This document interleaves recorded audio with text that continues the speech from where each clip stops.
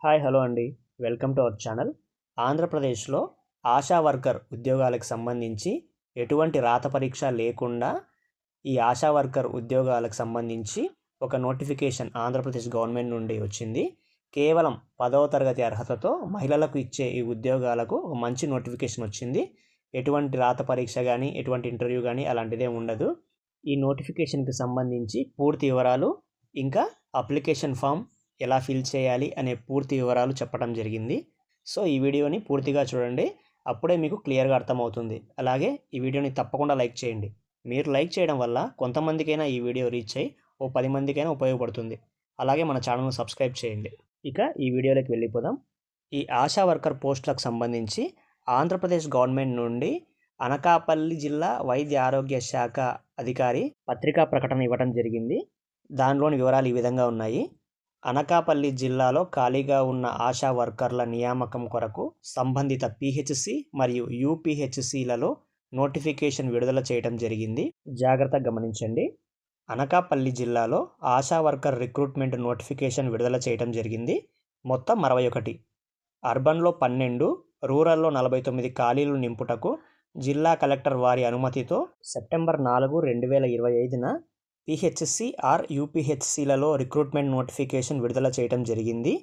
PHC or యూపీహెచ్సిలలో notice బోర్డులో పూర్తి వివరాలు, గైడ్లైన్స్, నియామక నిబంధనలు మరియు అప్లికేషన్స్ అందుబాటులో ఉండెను.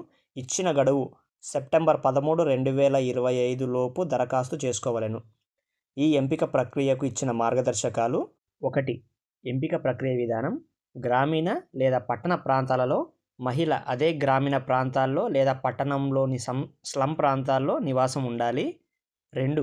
వయస్సు స్థితి: 25 సంవత్సరాల నుండి 45 సంవత్సరాల మధ్య ఉండాలి.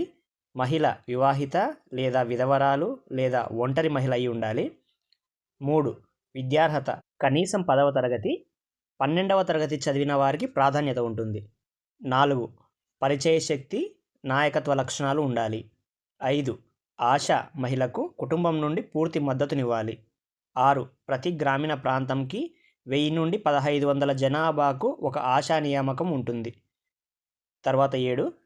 ప్రతి పట్టణ ప్రాంతంకి 2500 నుండి 3000 జనాభాకు ఒక ఆశా నియామకం ఉంటుంది. గ్రామీణ ప్రాంతంలో VHSNC village health and sanitation committee మరియు పట్టణ ప్రాంతంలో UHSNC urban health and sanitation committee ద్వారా సమావేశం జరిపి మొత్తం వచ్చిన అప్లికేషన్ అన్నీ ఎంట్రీ చేసుకుని వాటిలో 3 అప్లికేషన్స్ ఎంపిక చేసి వారి యొక్క అప్లికేషన్ కమిటీ తీర్మానం మరియు ఆ సంబంధిత అన్ని ధృవీకరణ పత్రాలను పిహెచ్సి నుండి సీనియర్ అసిస్టెంట్తో డిఎంహెచ్ఓ ఆఫీసుకు పంపించవలెను.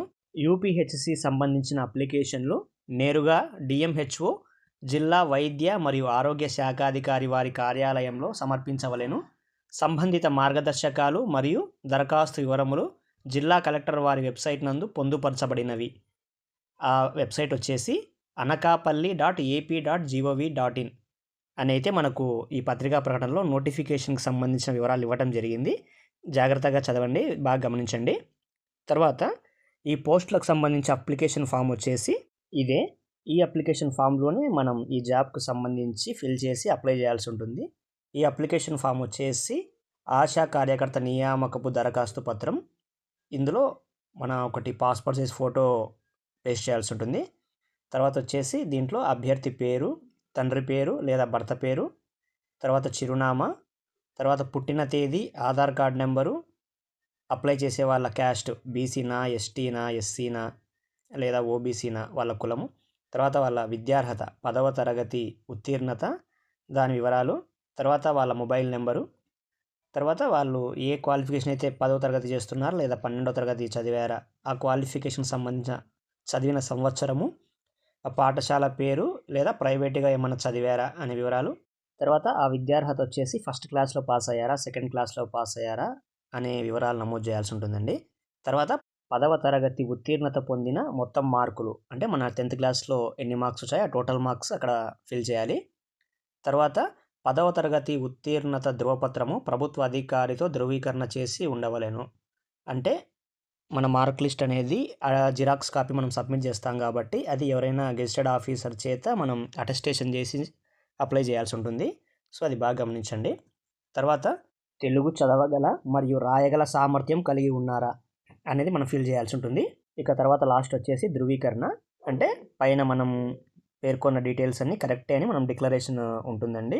దరఖాస్తు నందలి అన్ని విషయములు యథార్థములని మరియు ఎంపిక సమయంలో కానీ లేదా తరువాత కానీ ఎటువంటి తప్పుడు వివరములు నేను ఇచ్చినట్లుగా రుజువైన పక్షమున ప్రభుత్వము తీసుకొను అన్ని చర్యలకు నేను బద్దురాలినని తెలియపరచుకున్నాను అనైతే ఉంది.